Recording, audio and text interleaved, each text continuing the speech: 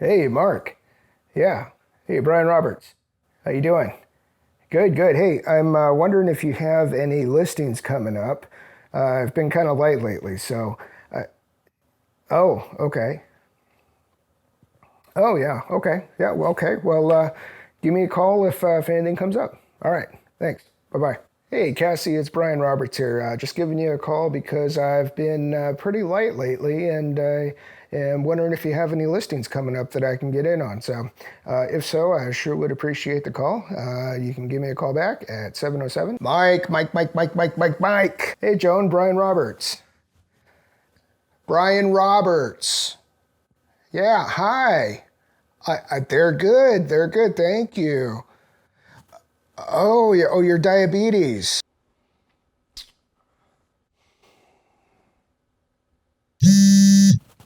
Hello, this is Brian. Please hold for a very important message.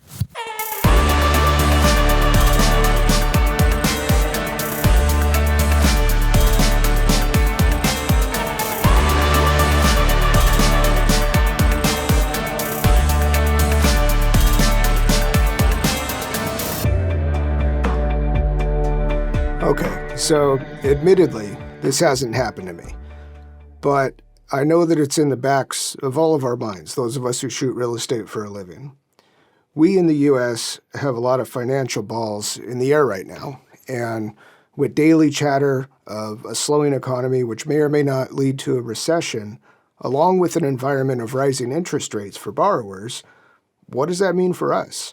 Will the property listings and therefore our book of business dry up? Well, if I had a crystal ball, the first place I'd go is the horse track dig, so I don't know. But I do know that I'll be okay. That's to say, I have enough clients that even if my more regular producers slow down a bit, that's okay. Perhaps more importantly, though, and here's where the rubber meets the road, being a one-stop shop for most things media creation within the interiors realm, I have the skill set to survive. You see, I believe it's very likely that the market will have a significant slowdown. Fewer homes will be listed for sale, and in most markets, they'll also be sitting for longer periods of time. What this means for us is opportunity. There'll be opportunity to sell more complete marketing packages, not just for real estate listings, but also for real estate agents. If you haven't already, learn video. Video is, in my opinion, a steeper learning curve and more advanced skill set than is stills. Maybe some people would argue that, but I do both, and that's how I see it. So even though interiors media is a very new thing, and it really is the way we do it, compositing stills, doing video tours, the 3D stuff, in its current iteration, this craft has been around only a few years, less than 10.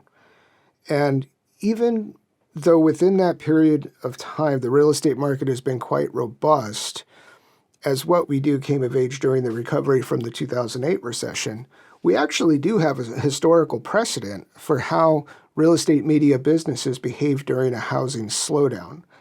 And that is the second quarter of 2020, when the world entered lockdown. All anybody knew at first was that the Chinese had quarantined millions of people while building a hospital in a week, and we were bringing in refrigerated trucks for bodies in New York. There weren't many open houses going on. What was going on, though, was video and 3D tours. I had, at that point, already been doing video for a couple years, but hadn't gotten into Matterport because it's expensive, the cost of entry that is to it, and I really wasn't getting asked about it often enough to justify that cost of entry for my business. That changed in a big way, with pandemic-era buyers resistant to tour-listed homes and sellers resistant to let anybody through the front door. The virtual stuff exploded, and anyone who was in this business through that time has a similar story.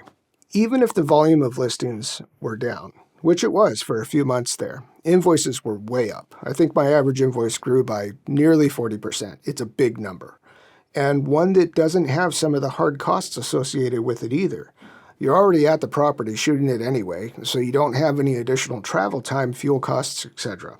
A similar climate for us, I believe, could be right around the corner, though this time it won't be fueled by pandemic lockdown, but rather it will be by financial downturn.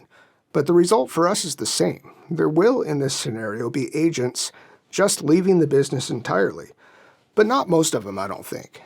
There will be fewer listings to go around, though, and they will be harder to sell, which is good for us as it relates to selling more complete marketing packages. You'll perform more services to attract buyers to listed homes, and since there will be more competition amongst those agents for those listings, this will be a great opportunity to sell marketing for the agents as well.